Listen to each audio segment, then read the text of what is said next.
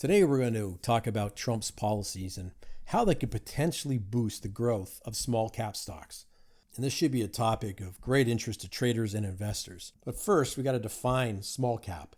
Now, these are companies with a market cap typically between 300 million and 2 billion. And oftentimes they're overshadowed by the larger counterparts, the bigger companies. But they certainly can offer unique growth opportunities, especially under certain economic conditions. Now, under Trump's economic policies, proposed corporate tax cuts from the 21% to 15% were a significant highlight. You got small cap companies, they generally pay higher effective tax rates than a large corporation. And of course, they could substantially benefit from any rate cut. And when you reduce the tax burden, these companies, in a perfect world, reinvest more into their operations. It drives growth and improves shareholder value. And another key component of his policies was deregulation. And this was particularly true in the energy and financial sectors. And this will reduce compliance costs that happen because of these regulations.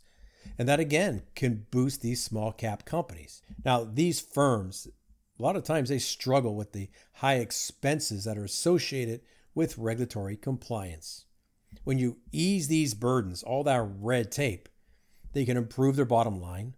And once again, in a perfect world, they invest more in innovation and expansion. Now, his trade policies, these included a proposed import tariff from 10 to 20%. And this is designed to protect domestic industries. Now, small cap stocks typically operate primarily within the US. So of course, they're going to benefit from reduced foreign competition. But this also means that they need to be able to handle potential supply chain disruptions and, of course, changes in the labor market. And that's certainly something that they want to be on top of. And when you look back at similar policy periods, small cap stocks have historically shown strong performance during the times of business-friendly reforms. Now, it's been a while, but let's look at the Reagan cuts in the 80s. Let's also look in the early 2000s. We had the Economic Growth and Tax Relief Reconciliation Act. That was in 2001. We had the Jobs and Growth Tax Relief Reconciliation in 2003. Small caps often outperform larger companies during economic recoveries. This is going to benefit from their domestic focus and their ability to adapt quickly to changes in the market that bigger companies just can't do. Investing in small cap stocks under his policies, they don't come without risk. We still got to worry about inflation, rising interest rates, regardless of the drop in them. They can still happen. It could increase operational costs, increase debt expenses. So the solution is generally diversifying your portfolio and focusing on those sectors that are poised for growth. Certain sectors are particularly well positioned. You've got small cap tech, consumer discretionary sectors, financial firms. All of those could see significant growth opportunities because we're going to have potentially a more business-friendly regulatory environment. Now, small cap stocks, the point of this is they're going to offer unique opportunities with these policies.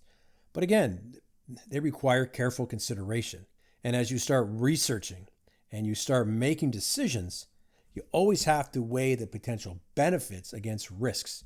And of course, maintain a diversified portfolio. Everything discussed here is our opinion, and it is not to be taken as investment advice because we are not your financial advisor, nor have we considered your personal situation as your fiduciary. This presentation is for your education and entertainment only. Please review NetPic's full risk disclaimer and privacy policy.